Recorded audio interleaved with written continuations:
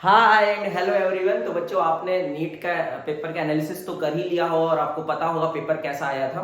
तो नीट के इतिहास में सबसे टफ पेपर आया था। आज तक ऐसा नीट का पेपर कभी भी नहीं आया, चाहे वो फिजिक्स हो, चाहे केमिस्ट्री हो, चाहे बायोलॉजी हो। तो ये सब बातें मुझे नहीं करनी है, सब आप जानते हैं। आप तो मुझे कमेंट में बताइएगा कि कितने बच्चों के 600 प्लस आ रहे हैं जो छत्तीसगढ़ से हैं, और कितने बच्चों के 550 प्लस आ रहे हैं और 500 प्लस आ रहे हैं। इस हिसाब से हम कट ऑफ को डिसाइड कर पाएंगे। देखिए, इस बार कट ऑफ में भी आपका इतिहास बनने वाला है, पेपर में भी इतिहास बना है, कट ऑफ में भी इतिहास बनेगा, बिल्कुल कंफर्म बात है। 2024 में मानता हूं कि प्रेडिक्शंस गलत हुए थे, लेकिन 2024 से मैंने 2019 से बनाना स्टार्ट किया था 2023 तक में हर एक प्रेडिक्शन बिल्कुल सही हुआ है। 2024 में सिर्फ मेरा नहीं, पूरी दुनिया का प्रेडिक्शन गलत हुआ था, इस वजह से मेरा भी हुआ था, क्योंकि उस ये 2024 में बहुत सारी चीजें ऐसी हुई थी, पेपर लीक, फिर वो टाइम जिनको मतलब कम मिला था उनके अनएक्सपेक्टेड मार्क्स दे देना, कुछ भी कर देना, इस वजह से बहुत सारी दिक्कतें हुई थी। अब आपको एनडीए में मीम्स बनाना हो, जो भी बनाना हो कर लो, लेकिन आपको ये समझना होगा कि अब वन शॉट से कुछ नहीं होने वाला है और मजाक से कुछ नहीं होने वाला है, आपको सीरियसली पढ़ना होगा। और एक चीज और याद रखिए, अब नीट एग्जाम उसको ही देना चाहिए जो अपने माइंड को स्विच कर सकता है। मतलब ये कि अगर वो पेपर देख ले ऐसा टफ आ रहा है तो उसको 500 नंबर के हिसाब से अपनी तैयारी करनी, वहां पे पेपर बनाना है। और अगर पेपर आसान आ रहा है तो 600 के हिसाब से करना है। बहुत सारे बच्चे बोलते हैं कि सर पहले से कट ऑफ बता दो। आप जैसे बहुत सारे टीचर्स ने आपको बता दिया पहले से कट ऑफ की 570 जाएगा, 580 जाएगा, तो आप क्या करते हो, पेपर में जब जाते हो तो आपके माइंड में एक नंबर रहता है 570 और 580, मुझे गेन करना है, गेन करना है। अब इस बार जैसा पेपर आया वैसा आ जाए तो उसमें 580 गेन करना है, एवरेज बच्चे के लिए आसान बात नहीं। मतलब एवरेज क्या है, मतलब अच्छे बच्चे के लिए इतना 570 580 नंबर लाना आसान बात नहीं था। तो उस हिसाब से आपने पेपर को हैंडल किया, जिसको पैनिक कर गए, और पैनिक करने के आपके मार्क्स बहुत कम हो गए।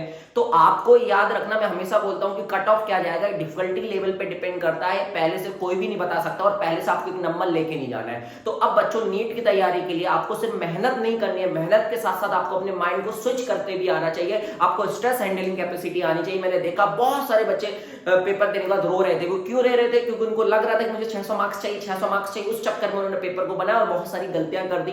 मैं मानता हूं फिजिक्स के पेपर 25 सवाल आसान थे, लेकिन 20 सवाल टफ भी थे। बच्चों को पता नहीं होता है क्या छोड़ना है क्या बनाना है। अगर ये पता होता तो वो 25 सवाल बना लेता, लेकिन इतना आसान चीजें नहीं होती है। तो इसमें याद रखिए, मैं आपको बता रहा हूं यहाँ पे ऑल इंडिया कोटा का कट ऑफ क्या जा सकता है एक्सपेक्टेड, फिर अपने छत्तीसगढ़ का बताएंगे हम आपको।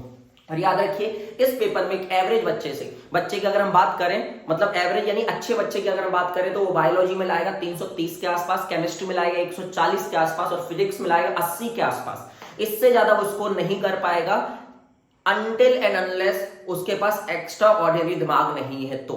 ठीक है, क्योंकि पेपर बहुत ज्यादा टफ था। इस बार 680 मार्क्स में आप टॉप 50 में आ जाओगे, इस बार 650 मार्क्स में आप टॉप 500 में आ जाओगे, इस बार 600 मार्क्स में हो सकता है कि आपकी रैंक 5000 या 6000 है। तो इस बार बहुत सारी चीजें बदलने वाली है। तो अपन बात करते हैं कट ऑफ की। ठीक है, तो सबसे पहले हम ऑल इंडिया कोटा के कट ऑफ की बात कर लेते हैं। तो ऑल इंडिया कोटा में आपको पता होगा यूआर, ओबीसी और ईडब्ल्यूएस का, इसमें यूआर का सबसे ज्यादा जाता है, ओबीसी का 2-3 नंबर कम जाता है, ईडब्ल्यूएस का भी 2-3 नंबर कम जाता है। लेकिन स्टेट में ऐसा नहीं होता। स्टेट में यूआर और ओबीसी में 5 नंबर का डिफरेंस आता है, और यूआर और ईडब्ल्यूएस में 40-45 नंबर का डिफरेंस आता है, आप लोग जानते हो। तो उस हिसाब से मैं आपको कट ऑफ बताऊंगा। तो मुझे ऐसा लगता है कि हमारा जो ऑल इंडिया कोटा का इस बार कट ऑफ जाने वाला है, मैं फिर से बोल रहा हूं, इस बार कट ऑफ में भी इतिहास बनेगा। जैसे पेपर में इतिहास बना, वैसा ही कट ऑफ में भी इतिहास बनने वाला है, और बिल्कुल सही बताने वाला हूं मैं आपको। मैंने इसको बनाने के लिए बहुत सारे रैंक प्रेडिक्टर्स का भी यूज किया है और बहुत सारे डेटा को भी इकट्ठा किया है। अब आप बताइए, मैंने बहुत सारे बच्चे ऐसे हैं जिनके लास्ट ईयर 585 नंबर आए थे, लेकिन इस बार उनके 350 नंबर भी नहीं आ रहे, मुश्किल से आ रहे, क्योंकि वो पैनिक कर गए।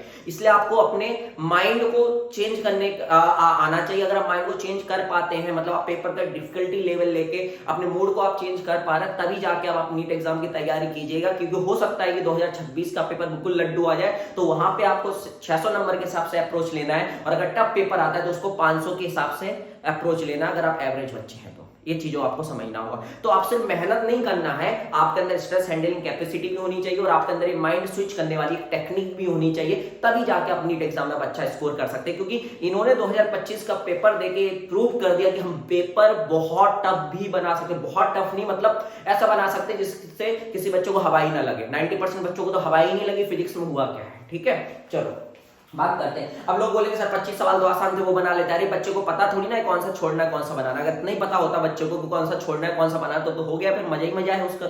तो समझते हैं। तो अपन बात करते हैं ऑल इंडिया कोटा की। इसमें मुझे लगता है इसमें 5 नंबर 2 नंबर 2 नंबर 5 नंबर इसमें कम कर लेना, जो भी मैं यहाँ नंबर लिखूंगा उस हिसाब से। तो मुझे लगता है 545 प्लस माइनस 10 जा सकता है, मतलब 555 तक जा सकता है और 535 तक भी जा सकता है। अगर हम एससी की बात करें तो ये 470 प्लस माइनस 10 हो सकता है, और अगर हम एसटी की बात करें तो 450 प्लस माइनस 10 हो सकता है। ये ऑल इंडिया कोटा की बात है। हम बात करते हैं अब छत्तीसगढ़ की।